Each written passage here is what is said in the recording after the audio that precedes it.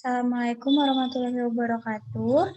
Perkenalkan nama saya Anda Yuwananda, NIM 19710411063, mahasiswi psikologi angkatan 2019.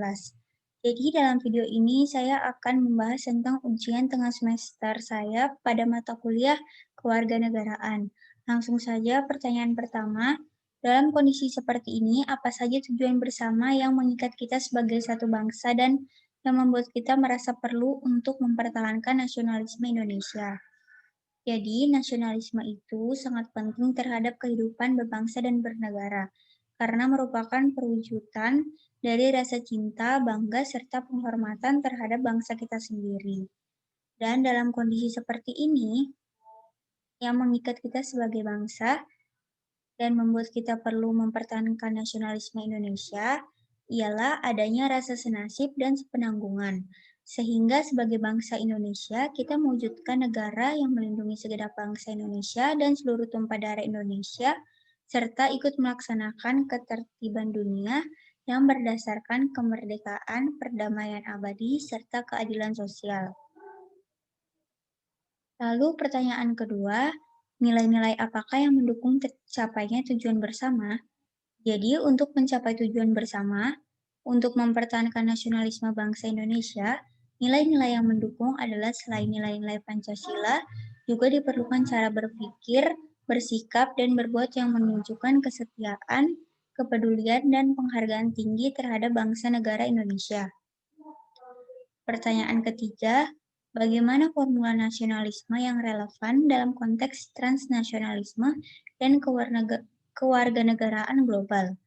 Jadi, formula nasionalisme dalam konteks transnasionalisme dan kewarganegaraan global adalah dengan meningkatkan nilai nasionalisme. Dengan cara meningkatkan rasa nasionalisme generasi muda terhadap kebudayaan asli Indonesia, mengubah pola dan gaya hidup masyarakat yang cenderung ke barat-baratan menjadi cinta terhadap tanah air Indonesia. Lalu pertanyaan keempat, bagaimana memahami berbagai perubahan dan evolusi makna nasionalisme itu sendiri? Jadi nasionalisme mengalami berbagai perubahan dan evolusi seiring berjalannya waktu, sehingga makna dari nasionalisme ini sendiri juga mengalami berbagai perubahan. Namun esensi nasionalisme itu sendiri tidak boleh mengalami perubahan agar tidak terjadi pergeseran makna nasionalisme itu sendiri. Lalu pertanyaan kelima, apakah kebijakan mengadopsi kewarganegaraan ganda atau beberapa kewarganegaraan bisa diterapkan di Indonesia tanpa mengurangi nasionalisme bangsa ini? Jadi, kebijakan mengadopsi ini sendiri, kewarganegaraan ganda atau beberapa kewarganegaraan belum dapat diterapkan di Indonesia, dikarenakan terdapat aturan hukum untuk tidak melakukan kewarganegaraan. Hal tersebut juga dapat mengurangi rasa nasionalisme warga negara sehingga hal tersebut belum cocok diterapkan di negara kita. Lalu pertanyaan keenam, apakah elemen-elemen yang mengikat kita sebagai suatu bangsa dapat ditumbuhkan, dipelihara, dan diperkuat seiring dinamika kehidupan berbangsa, bernegara, dan bermasyarakat? Jadi elemen-elemen yang mengikat sebagai suatu bangsa dapat ditumbuhkan, dipelihara, dan diperkuat dalam dinamika berbangsa, bernegara, dan bermasyarakat.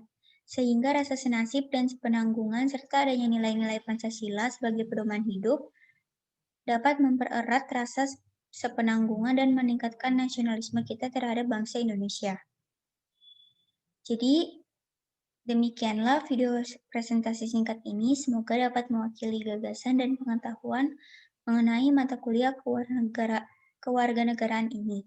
Sekian dari saya, mohon maaf bila ada kesalahan. Wassalamualaikum warahmatullahi wabarakatuh.